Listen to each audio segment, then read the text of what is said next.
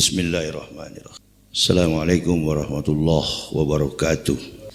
Alhamdulillahi rabbil alamin. Wabihi nasta'inuhu ala umurid dunya waddin. Wassalatu wassalamu ala asrafil anbiya'i wal mursalin. Wa ala alihi washabbihi wasallim. Amma ba'an. Faya ibadallah ittaqullah haqqa tuqatih wa la tamutunna illa wa antum muslimun. Wa qala Allah ta'ala fil kitabil azizil karim. A'udzu billahi minasy syaithanir rajim. Bismillahirrahmanirrahim. Ya ayyuhalladzina amanu in tansurullah yansurkum wa yusabbit aqdamakum. Ibu bapak, saudara-saudaraku rahimakumullah.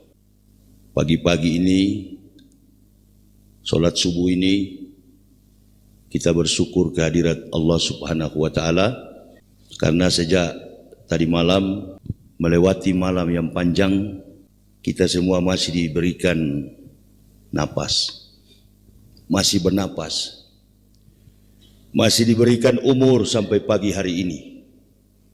Melewati malam itu bukanlah persoalan mudah. Berarti Allah masih sayang kepada kita dan kemudian kita bergegas langkah. Datang di rumah Allah melanjutkan kajian kita tadi malam ba'da isya. La tasalu qadama abdin yaumal qiyamati min baini yadaillahi ta'ala hatta yus'alu an arba'ati asa. Tidak beranjak kaki seorang hamba dari pelataran kiamat kecuali dia ditanya 4 persoalan. An umrih fima afna. Umur dengan apa engkau habiskan. Wa an jasadihi fima ablahu.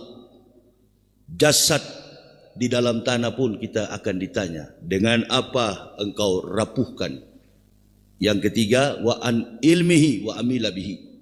Ilmu yang engkau dapati untuk apa engkau gunakan. Yang keempat, wa an malihi min aina iktasaba wa fima anfaq. Hartamu dari mana kau dapati, untuk apa engkau belanjakan. 4 tuntunan hadis ini menjadi bekal dalam perjalanan kehidupan umat manusia, bukan cuma umat Islam, semua umat. Karena kalau kita bicara Islam itu bukan hanya kepada orang Islam. Jadi keliru sekali kalau kita berdakwah Islam hanya kepada orang Islam. Alhamdulillahillazi arsala Rasulillah rahmatan lil alamin. Nabi Muhammad itu diutus bagi seluruh umat manusia. Selagi dia masih bernapas, selagi dia masih ada umur, selagi dia disebut manusia, entah dia sudah bersyahadat pengikut Nabi Muhammad atau belum, bahwa Islam itu bukan untuk orang Islam saja. Ini keliru. Sehingga jangan kaget kalau ada orang dari kafir masuk Islam. Itu tandanya. Itu tandanya bahwa Islam itu bukan sekadar agama. Ini yang keliru. Sehingga ada orang di benua Amerika, di benua Eropa, benua Afrika, benua Asia, Australia, yang punya kemampuan intelijensi di atas rata-rata, kemudian mereka masuk Islam. Tanpa harus ibu bapak meyakinkan, Islam ini loh yang betul, kamu masuk Islam. Enggak. Ada satu masjid di Indonesian Muslim Community Al-Hikmah Mosque in New York. Itu imam besarnya kecil orangnya, orang Muhammadiyah. Namanya Syamsi Ali, orang Makassar, orang Sulawesi.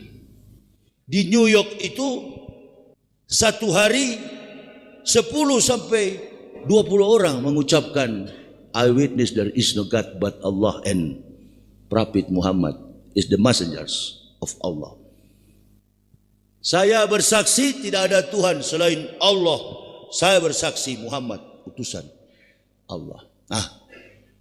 Setelah diinterview, ditelusuri, dicari jejak autobiografinya, kebanyakan dari mereka itu adalah kumpulan kaum jenius,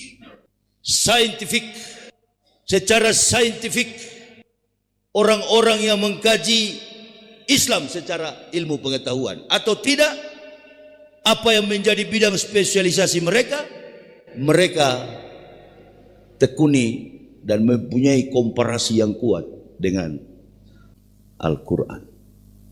Jadi tanpa ibu bapak berikan dakwah, banyak bicara, banyak mulut bicara soal Islam, mereka lebih tahu dari ibu bapak. Bersyukur kita walaupun hidup sederhana saja. Kenapa Indonesia ini diberkahi oleh Allah? Bukan karena kayanya Indonesia yang saya tanyakan. Kenapa Indonesia ini diberkahi oleh Allah? Berarti kaya kan?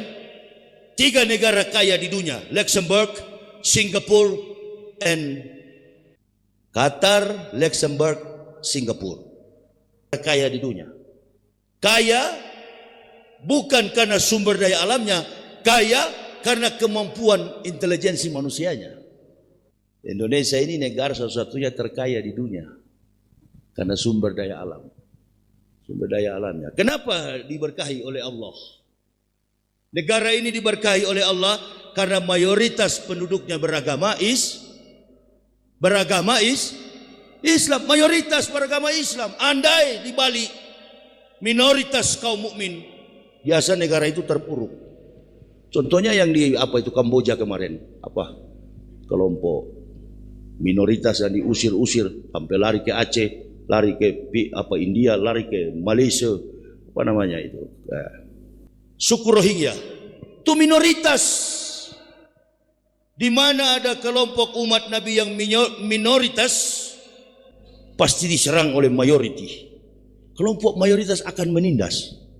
Kita bersyukur di Indonesia ini, mayoritas kita beragama.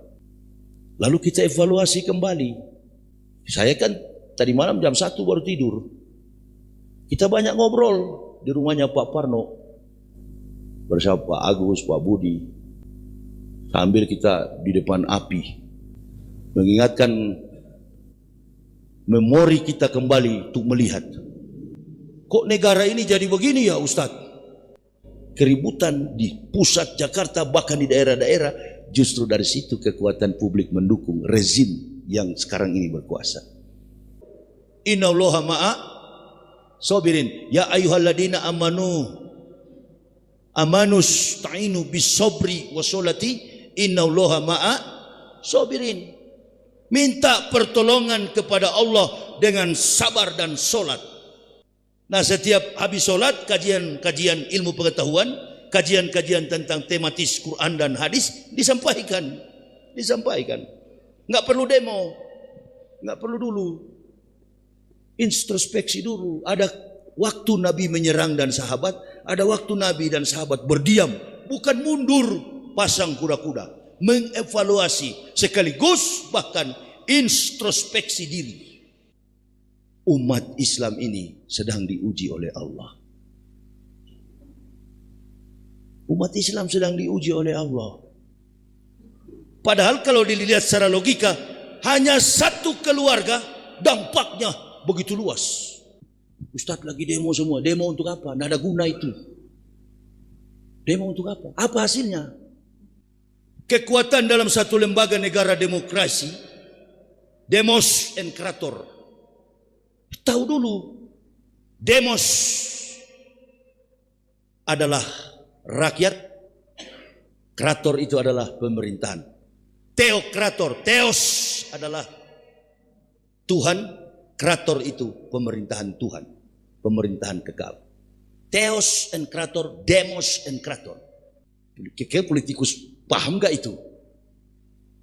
Susahnya kita di Indonesia ini, Allahu Akbar. bukan menolong agama Allah. Quran yang saya baca tadi adalah petunjuk, dorongan, dan motivasi bagi kita semua. Itu ayat yang tidak asing lagi. Anak TPA pun tahu itu. Surat Muhammad ayat yang ke-7. Ya ayyuhalladzina amanu in tansurullah yanzurkum wa yusabbit aqdamakum. Wahai orang-orang beriman, barang siapa menolong agama Allah, maka Allah menolongmu dan meneguhkan kedudukanmu. Rapuh kita ini, bukan teguh. Ibarat rumah kita ini sudah miring begini. Ya, untuk mendongkrak.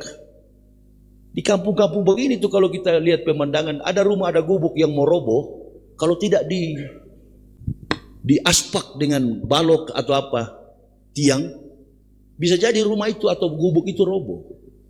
Begitulah kondisi Islam di Indonesia sekarang. Satu keluarga menundukkan 200, berapa jumlah penduduk Indonesia? 270 juta atau berapa, saya tidak tahu karena saya tidak selalu tiap pemilu atau pilpres saya tidak pernah tusuk-tusuk itu. Tidak. Kenapa tidak ini? Saya cuma suruh pilih Anies kemarin. Suruh jamaah pilih Anies. Tapi saya punya suara satu ini tidak berpengaruh. Karena saya sudah tahu. Keluar penjara 2022. Saya ceramah di Makassar. Saya katakan nanti presiden ke depan adalah Prabowo Subianto. Jokowi akan bilang, nanti kamu jadi saya, gantiin saya. Memang terjadi kan? Ada rekaman saya, ada jejak digitalnya. Sudah tahu ke depan Prabowo akan jadi presiden. Tapi kenapa Ustadz pilih Anies? Kita kan ikhtiar. Siapa tahu Allah dapat merubah. Tapi kayaknya Anies tidak jadi presiden karena rapuhnya negara ini akibat pertahanan dari luar. Harus tentara. Kalau tidak, ibarat perahu. Saya masih kecil pernah mancing. Daerah Manado itu daerah laut dan pegunungan juga, dingin. Kita mancing di tengah laut, bocor perahu kita. Dari 3 orang yang pergi mancing, 1 tidak bisa berenang. Dia paling panik. Ini kalau air makin banyak, ya dilimas, dibuang airnya. Dibuang airnya, tapi tambah masuk ke dalam, tambah panik.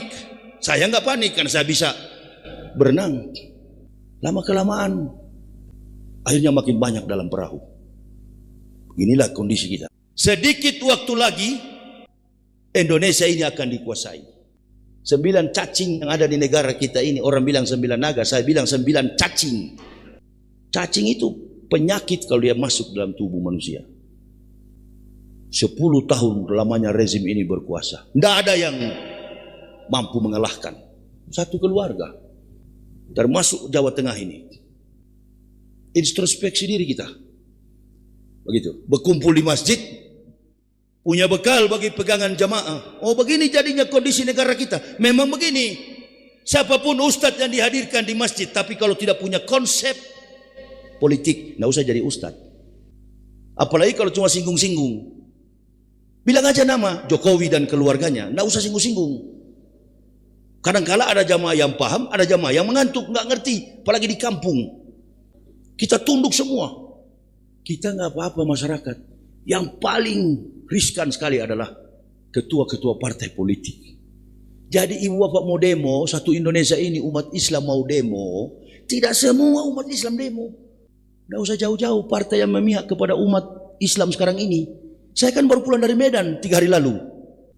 Itu Pak Edi Rahmayadi itu pensiunan Jenderal Pangkostrat. Tidak ada partai Islam yang mendukung. PDIP. Untung masih ada PDIP, Ibu Megawati. Memberikan tiket untuk berlayar. Begitu juga Anies Baswedan. Saya dengar PDIP. Ini orang-orang potensi semua. Generasi bangsa. Generasi yang merubah. Terus, agent of change. Apa itu? The backbone on the next time. Future. Generation Muslim to the next time. Generasi Muslim ke depan. Mahasiswa-mahasiswa. Ada berguna enggak sekarang? Berguna enggak sekarang? Tidak berguna. Dikunci semua. Hanya satu keluarga ini. Orang bilang hebatnya ilmu kanuragan atau ilmu apa itu? Ilmu Jawa itu. Jokowi miliki. Bukan itu. Dia tidak tahu malu. Soekarno tahu malu. Soeharto tahu malu. Mundur teratur. Siapa lagi? SBY tahu malu. Padahal anak SBY itu gagah secara postur tubuh. Face-nya ganteng. Cocok jadi pemimpin. Karena pemimpin itu butuh wajah yang face yang ganteng. Handsome. Muka yang gagah. Ini rusak semua wajahnya. Tidak cocok. Postur tubuhnya juga alalalalala. Ditambah isi kepala memang kosong. Kata Rocky Gerung, habis oksigen. Gitu. Rocky Gerung berani. Bukan Ustadz. Ada satu yang berani juga dari Jawa Tengah ini. Ustadz Andre. Kadang-kadang konsep kita hampir sama. Dalam konsep teori. Teori politikal. Hai. Politikal. Ini sudah politik kelas tinggi. Permainan apa ini? Permainan orang-orang Yahudi. Cara hidup Yahudi, metodologi hidup Yahudi, konsep Yahudi, baik dalam bidang politik, sosial, keuangan, bahkan sampai kepada agama. Dimainkan. Lalu orang bertanya, jamaah bertanya, itu 5 orang kemarin yang pergi ke Israel, itu kutub busuk semua itu. Tanya ibu-ibu yang di belakang itu, kalau mereka, siapa mereka di antara mereka yang banyak kutu di kepala? Kalau orang banyak kutu itu tidak diam, garuk terus biar pakai jilbab. Nah ini yang bikin bangsa ini kacau balau. Ingin membangun relasi dengan bangsa yang dibenci oleh founding fathers dan tidak pernah membangun hubungan bilateral dengan Israel, laknatullah. Ini. Tapi kan generasi kita sok jago, sok pintar, akademisi. Udahlah, saya tahu. Tahu saya, Indonesia ini saya tahu. Kita orang Manado itu ibu bapak enggak sombong dengan gelar-gelar itu. Kita terlalu bangga tapi sebenarnya otak kita enggak sampai. Bertarung di tingkat dunia tiarap, kalah kok. Sementara generasi-generasi kita yang tinggal di Amerika dibayar dengan gaji yang besar, budget yang besar, termasuk Sri Mulyani itu dipakai oleh Bank Dunia kemarin. Dia kalau memang mau cari duit dia ke Amerika, laku di pasar dunia. Banyak orang Indonesia yang pintar di Eropa, Amerika, dipakai tenaga mereka, otak mereka dan tidak mau ke Indonesia karena sudah tahu curang cara hidupnya. Mudah-mudahan Pak Prabowo ini konsepnya adalah konsep Pak Harto, petani dimakmurkan karena dia adalah himpunan ketua tani Indonesia. Apa kata Pak Prabowo? Jangan dulu bangun kereta cepat. Jangan dulu bangun infrastruktur, bangun manusianya dulu. Nah, itulah cita-cita undang-undang negara kita. Tapi ibu bapak lihat sampai hari ini belum ada bayangan, kabinet bayangan. Yang ada itu si Bahlul itu dengan ada badan besar pengecut itu, si siapa Erlangga. Ada badan besar tapi penakut itu. Erlangga Hartarto, ketua umum Golkar. Itu saja bergulir di media, di YouTube. Malas kalau melihat itu. Badan besar tapi pengecut. Mundur. Yang ganti ini ayam hutan ini. Kecil, hitam, muka jelek. Kok pemimpin itu bukan saya mengolok-olok. Tidak boleh dalam Islam itu mengolok-olok wajah orang. Tapi setidak-tidaknya negara kita ini zaman modern, modernisasi dan secularism. Pemimpin itu mesti jago bicara, punya konsep pemikiran leadership. Dan pemimpin secara dalam studi leadership kepemimpinan tidak pernah cari pengikut yang datang ke dia. Nah, ini bikin IKN panggil artis-artis naik motor. Udahlah, sandiwaramu sudah berakhir. Game is over. Nah, ibu bapak mesti berpikir biar di desa. Jadi percuma. Stop dengan macam-macam gerakan-gerakan apa saya bilang itu adu domba nanti. Kalau terjadi kerusuhan, maksud saya, dia lagi yang pimpin. Ini orang tidak bisa tidur, tinggal pikir, pernah minta tiga periode. Megawati tolak, dan itu serasa sakit hati yang luar biasa.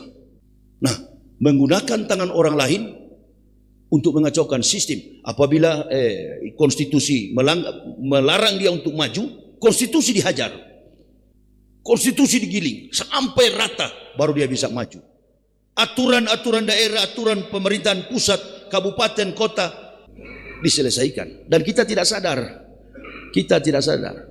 Makanya ribut kemarin, protes ketua buruh, siapa ketua buruh ini? Ribut dengan anggota DPR mengenai Omnibus Law. Hati-hati ibu bapak, jangan-jangan ada kerusuhan ke depan. Mega truths apa namanya? Mega itu besar, terus itu dorongan. Gempa bumi mungkin terjadi gara-gara itu. Hati-hati kita, apalagi tinggal di daerah pegunungan begini. Ya, bukan menakut-nakuti, tapi Badan Meteorologi, Klimatologi, dan Geofisika sudah meramalkan akan jadi gempa.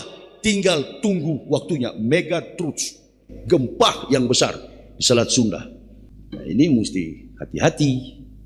Jangan-jangan kita sementara berkendaraan di tengah kebun terjadi itu. Karena Allah murka. Allah murka dengan keadaan bangsa ini. Pemimpin, wa kadzalika ja'alna fi kulli qaryatin akbira mujrimiha liyamkuru fiha. Kata Allah Subhanahu wa taala, dan kami mengutus, kadzalika ja'alna, kami menjadikan, ja'alna pemimpin-pemimpin besar, pendusta, pembohong, penipu yang akan menipu satu negeri. Mujrimiha liyamkuru fiha. Mereka adalah penipu dan pembohong. Ini terjadi. Pemimpin-pemimpin jahat, ketua-ketua partai. Terpuruknya masyarakat Indonesia ini, ekonominya jatuh, harga komoditas pangan jatuh, semua keterpurukan terjadi di segala sisi kehidupan umat yang ada di Indonesia. Ada yang bilang begini, protes kemarin di Medan, belum lagi hutang negara. Oh kalau itu enggak, seorang sosok almarhum ekonom Indonesia, ekonom besar, pernah duduk, pernah bilang sama saya, Ustadz mau tahu, ekonomi Indonesia ini tidak akan bangkrut. Dalam tempo satu malam membalik telapak tangan, ekonomi Indonesia ini besok pagi kembali pulih. Saking kayanya negara ini. Jadi nggak mungkin Indonesia itu akan bangkrut. Nggak. Hutang Jokowi itu nggak. Selesai diurus oleh Prabowo itu. Bukan masalah hutang, masalah akhlak para pemimpin. Akhlakul karimah. Rasulullah dikenal oleh bahkan penulis buku terbaik dunia, Michael Hart, 100 the great men in the world is Prophet Muhammad good man number 1. Dari catatan 100 manusia terbaik di dunia, Muhammad adalah menduduki ranking pertama. Bukunya Michael Hart. Michael Hart itu bukan orang Islam. Dia mantan angkasawan, pernah kerja di NASA Amerika. Dan dia tulis buku itu. Yang kedua kalau tidak salah Isaac Newton atau Albert Einstein. Yang ketiga Isa Al-Masih. Dari segala kompetensi orang-orang yang ditulis 100 catatan 100 manusia terbaik di dunia, Muhammad SAW menduduki ranking pertama. Nabi tercinta Rasulullah Muhammad SAW. Nah, kita nama Muhammad ditangkap pancuri maling.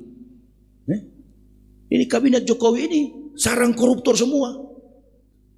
Ada dua dari Makassar kalau nggak salah itu. Terus baru-baru juga ditangkap dari Maluku itu. Padahal teman saya Nurdin itu, Gubernur Sulawesi Selatan setelah Syahrul Yassin Limpo, Nurdin Abdullah. Saya baru masuk Islam setahun, dia yang undang di Bulukumba Makassar. Begitu dia jadi gubernur, Ustadz datang ke Makassar. Saya sudah jadi gubernur. Enggak, saya enggak datang, Pak Nurdin. Mohon maaf, cari Ustadz lain saja. Apalagi undang ke kediaman, ke rumah dinas. Saya enggak mau datang. Enggak, ini untuk tabligh akbar Ustadz. Enggak, tasyakuran. Enggak, Bapak undang yang lain aja. Waktu itu dia didukung oleh PDIP. Saya cuma satu bilang, insya Allah katakan beliau akan kena getahnya. Masuk penjara kan? Nurdin Abdullah. Output dari Jepang. Jago dalam bidang pertanian. Doktor, profesor, jadi dosen di Universitas Universitas Hasanuddin. Dosen di situ beliau. Bahkan kalaupun tidak jadi gubernur bisa jadi rektor. Insya Allah jatuh beliau. Rusak masa depan. Mungkin satu umur kami, masih muda. Kemudian baru-baru kembali mantan gubernur Sulawesi Selatan, Syahrul Yassin Limpo. Ini karena dendam politik. Kamu tidak ikuti saya, jeruji besi. Begitu juga para ustadz. Cari mereka yang radikal, yang keras, umumkan di depan televisi. Saya masih ingat Kaisar Konstantinopel. Ketika Kristen baru berdiri, dia masuk campur. Periode berdarah-darahnya organisasi Kristen di dunia. Ada Trinitas, ada Kristen yang tidak menyembah kepada Tuhan. Makhluk dan benda. Ribut sampai berdarah-darah, berbunuh-bunuhan mereka. Kemudian Konstantinopel memilih jalan untuk menjadi pengikut Trinitas. Artinya begini ibu bapak, kalau kepala negara, pemerintah sudah masuk campur urusan agama, kacau ini. Negara akan kacau. Ada maksud apa? Ustadz ditangkap berdiri depan televisi. Saya menyampaikan ada 200 ustadz terindikasi radikal. Sampai saya orang dari kafir begini pun yang masuk Islam dibilang radikal. Karena kami tidak mengikuti. Walaupun ustadz kamu, walaupun habib kamu, walaupun kiai kamu, kalau tidak mengikuti irama dendang kami, tangkap. Jadi yang tidak ditangkap itu, seperti yang saya bilang tadi malam, tuh gondrong itu. Siapa yang mau jadi Gus Agus, namanya bukan Gus itu, Agus Miftah. Ada orang Lampung kasih tahu saya. Kalian kasih tahu dia bilang, saya bilang nama bukan Gus, Agus. Dulu kan termasuk si siapa itu, burung nuri itu yang rambut gondrong. Nuril atau siapa itu. Saya bicara di YouTube itu.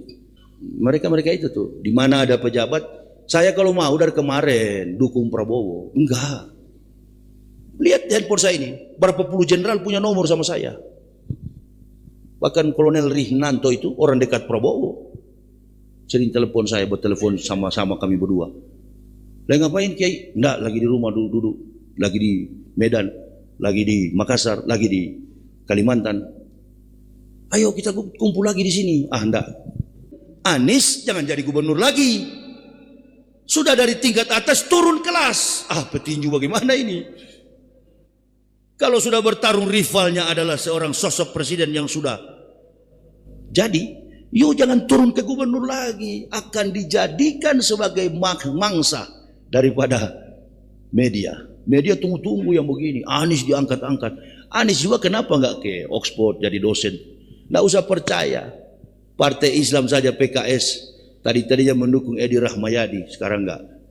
Lihat di Facebook orang PKS joget-joget itu. Bukan kita yang ngomong, tapi netizen yang ngomong. Baca di situ. Waduh, menyesal katanya pilih ini.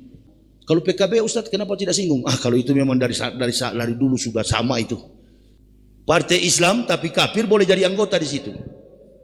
Kalau PKS ini kan masih baru belum terlalu pingsan lah. Belum mati, masih sempoyongan sekarang. Apa yang dimaksud manuver politik apa itu kira-kira ya? Ya, ini kan partai dakwah, partai yang selalu di pihak umat. Bensin saja naik 1.000, PKS pasti cerewet, hantam, bicara dengan keras, lantang di depan publik. Sekarang PKS mulai atrek mundur, kemunduran generasi kita. Atau mungkin taktiknya lain, karena mau mendekat dengan Pak Prabowo. Bukan begitu caranya. Bukan begitu caranya. Bukan begitu. Ya. Di saat kita membawa sandera itu dalam sebuah peperangan, ada saudara kita yang ingin kita selamatkan melewati danau, selamatkan dulu dia, baru kita bergabung. Artinya sisa waktu yang sedikit ini, biarlah dukung dulu orang-orang yang amanah seperti Anies. Anies juga tidak usah turun ke bawah jadi gubernur. Tunggu 5 tahun, masih gagah, masih muda. Bertarung lagi tahun depan. Introspeksi diri, pikirkan ulang. Jadi kalau tadi ini MC bilang temanya apa? Ini begini ya.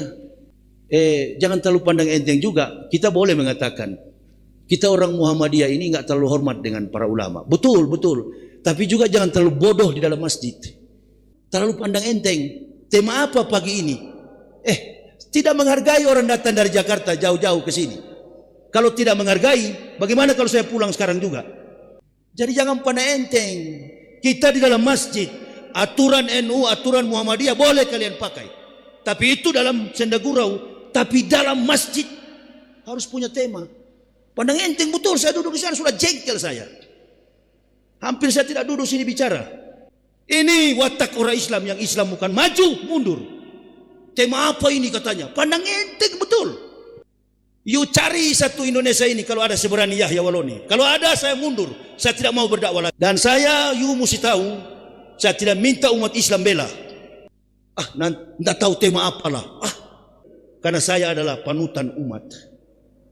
Itu mestinya semua kiai pegang dalam hidup. Jangan di sana penguasa ngekor ke sana. Ulama di depan, di belakang Umaro. Kalau itu, watak itu kita pasang betul, orang akan segan agama ini, bukan segan kepada kita. Coba tanya Pak Agus dengan siapa ini? Pak Parno tadi malam. Di saat kita enjoy, relax men. Di saat kita di masjid, jangan main-main. Saya tunggu sampai subuh ini. Harusnya kan panitia masjid ini sudah bikin tema. Apa datang kita ini cuma mau cari bantuan Palestina? Tahu saya bantu. Kalau itu tujuannya. Dan saya selesaikan pagi ini. Panggil istri, pulang. Di satu sisi, kedinginan juga tempat ini. Jangan main-main. Oh, kita ambil tema. Tema apa ya? Sudah seperti tadi malam lah. Bukan. Mengenal diri pribadi dan introspeksi. Coba tanya ke saya. Nanti saya kasih temanya. Jangan juga terlalu pandang enteng. Baru kalau ustadz lagi bicara, ustadz lain disebut-sebut dalam masjid. Sombong. Tidak menghargai yang datang. Watak model begini Islam tidak akan maju mundur. Hei, yang lain tidak ada, yang ada di sini Yahya Waloni. Amin ya Rabbal. Jangan sebut. Nanti waktunya dia datang, yuk sebut dan puji-puji dia dalam sini.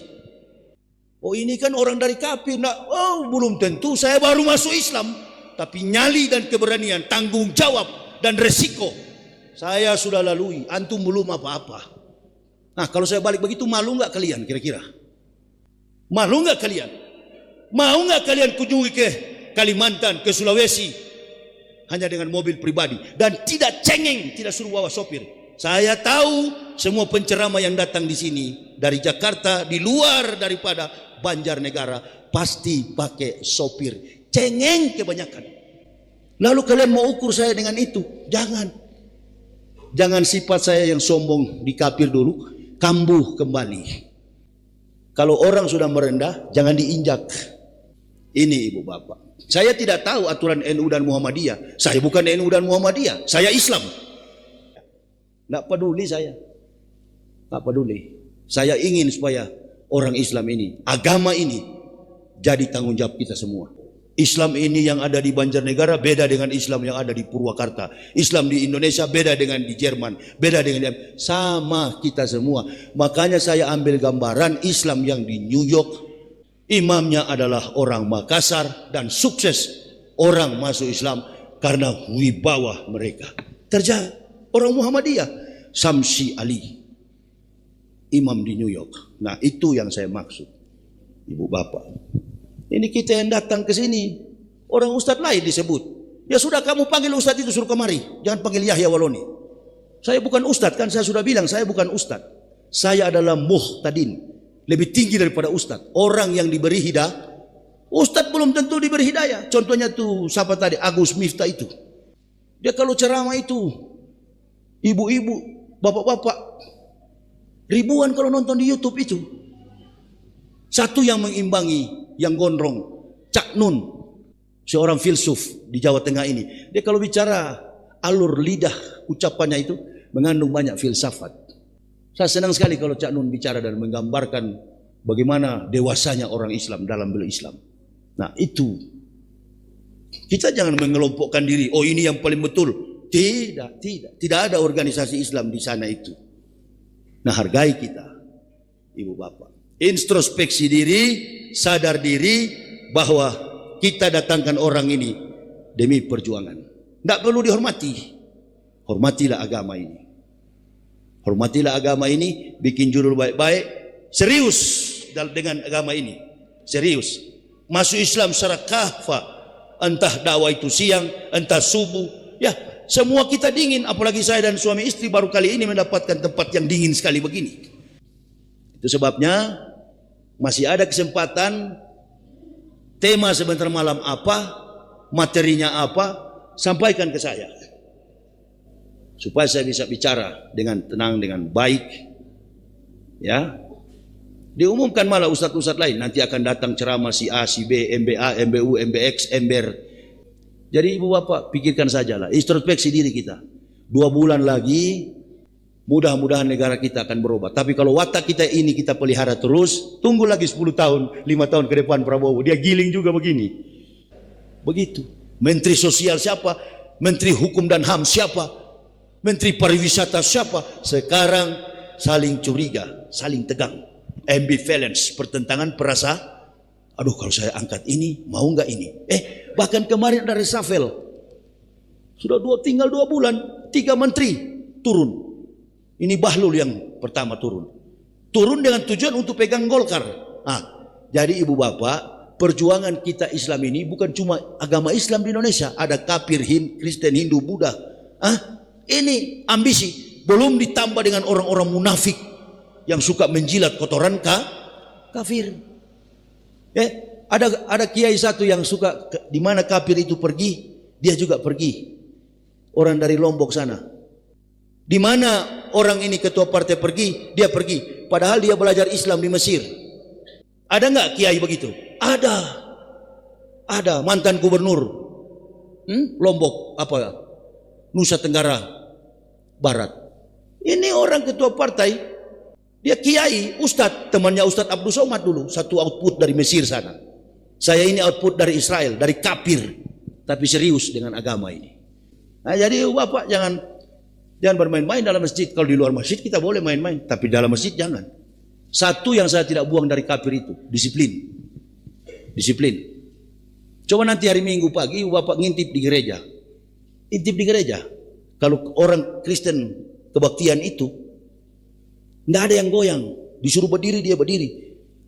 Ibadah orang tua, tidak ada anak-anak di dalam masjid, di dalam gereja. Anak-anak ada kebaktiannya, Sondag School, sekolah minggu. Orang tua-tua duduk dengan rapi. Dan betul-betul mereka menghormati pemimpin kafir, pemimpin mereka. Nah di Islam ini lemahnya itu, payah. Ikut-ikutan berpolitik. Ya itu saya bilang tuh spanduk-spanduk. Gus apa itu?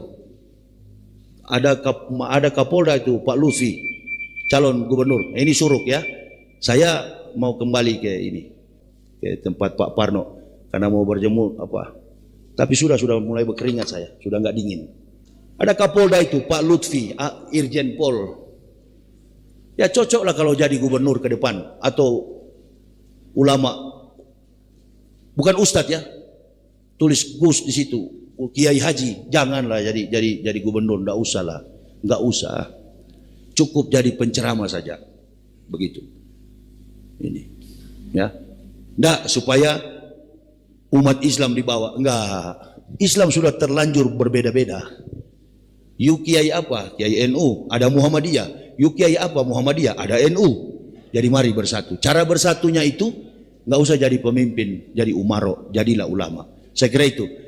Intinya dakwah pagi ini adalah introspeksi demi kebaikan negara terutama Islam di masa akan datang. Usikum wa nafsi bitaqwallah. Terima kasih atas segala perhatiannya. La ilaha illa huwa 'alallahi falyatawakkalul mu'minun. Wassalamualaikum warahmatullahi wabarakatuh.